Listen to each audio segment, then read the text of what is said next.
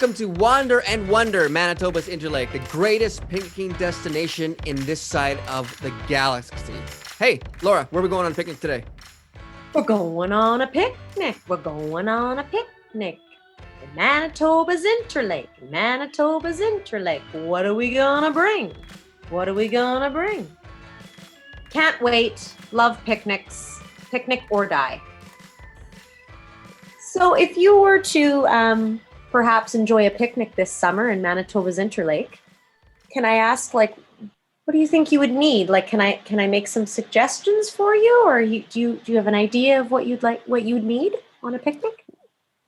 Well, typically I can give you the standard for, like, when me and my partner and our dogs go for go anywhere. Like if we go for a walk or a hike, like typically what we'll do is I have a grade A fake Gucci bag that I brought back from China that I put all my stuff in, which is pretty awesome. So basically we'll fill up water jugs. We'll get the dogs leashes. We'll get the doggy bags. We'll throw in fruit like bananas and oranges. We'll put in a couple protein bars. And then typically we'll just take that on, like for the picnic, we'll just take that with us to wherever we're going. I'll put that in my backpack. Take that in the car. Then I have like a little Mickey Mouse backpack that I got from when I was in Disney and Universal Studios. So I'll put that in as we go for the walk. Okay. And then after that, just to be fun and lazy, we'll typically go to a restaurant and get something after the hike.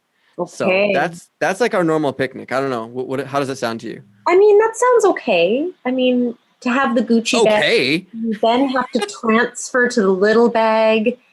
Is any of it chilled? And then you're just going to a restaurant. Like, may I suggest perhaps one day deciding that instead of going to a restaurant and picking up some food, that you buy a really beautiful wicker picnic basket, perhaps. Maybe you thrift it in the Interlake, one of the amazing thrift stores that you find a vintage picnic basket in, and you pack a gorgeous, lovely woven blanket, potentially from a thrift store as well. And of course, we're very against single-use plastics here at Wander and Wonder. So what do you think about some reusable cutlery from I Reuse Too? It's a company out of East St. Paul that you can actually purchase a little kit with a fork, a knife, a reusable straw, a napkin. And it's all fits in this beautiful little carrying case that you can just slide into the picnic basket. And then I don't know, like foods that you would bring. I have an aunt who used to bring a charcuterie board to Folk Festival. She'd pull it out of her backpack and we were like, what? Are you Mary Poppins? Like, you just pulled a charcuterie board out of your bag. But you could, take the time to cut up some deli meats and cut up some cheeses and cut up some olives and sort of put those into little beautiful reusable glass containers and pack the picnic basket. I don't know, what would you bring to drink? Is this a day trip? So would you want to maybe have like some lovely lemonade or kombucha or something like that? Or would you want to just go straight in for the romantic bottle of Laura, warm red wine that's been sitting in 30-degree heat? Or would you try to go real fancy and keep a bottle of white wine chilled in the car? Laura, I just want to say I appreciate all these advices on how to do it. And obviously from those advices, and all of our listeners at home who have ever been on a picnic, who have kids, or even by yourself, realize that you have never been on a picnic. And then like, oh, Chelsea, why don't you go get a nice woven basket with a woven blanket and then carefully, delectably cut up some deli meats. It's like, no.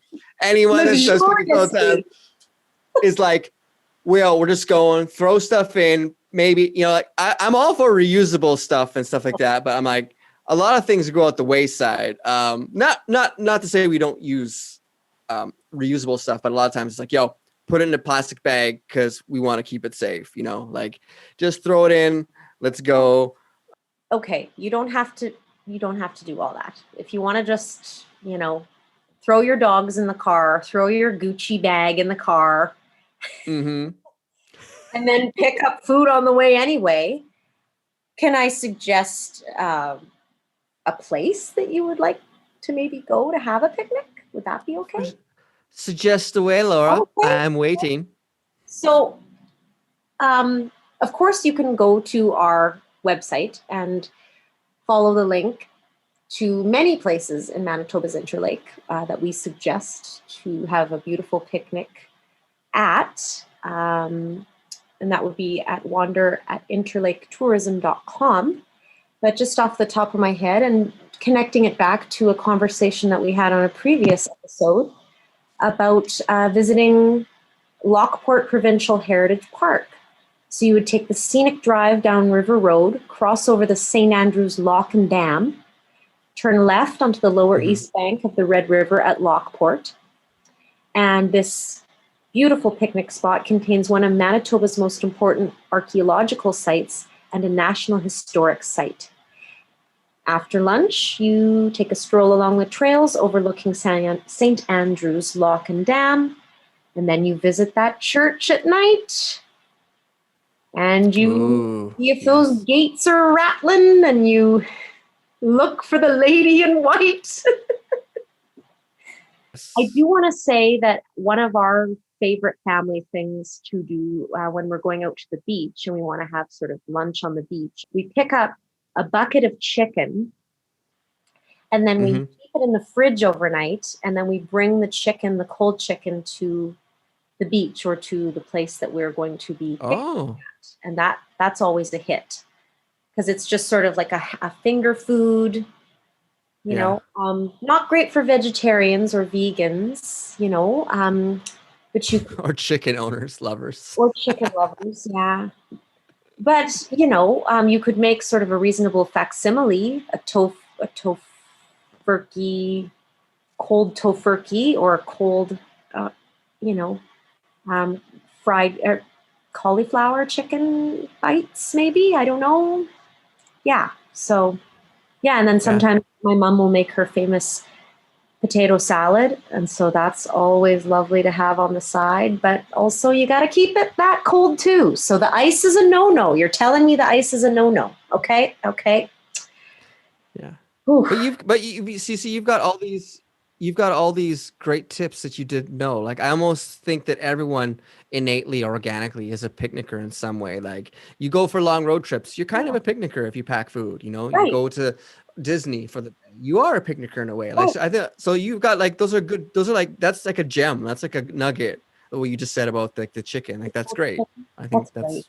Like it's everyone has to just embrace their inner picnicker and just to keep calm and picnic on, Yes.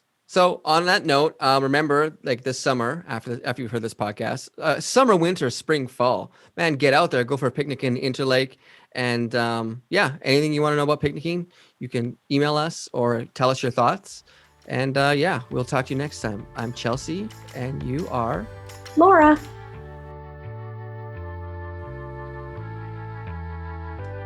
Thank you so much for joining us on Wander and Wonder, Manitoba's Interlake. Created by Interlake Tourism Association, produced by As It Happened Productions. If you'd like to contact us, please send us an email at wander@interlaketourism.com.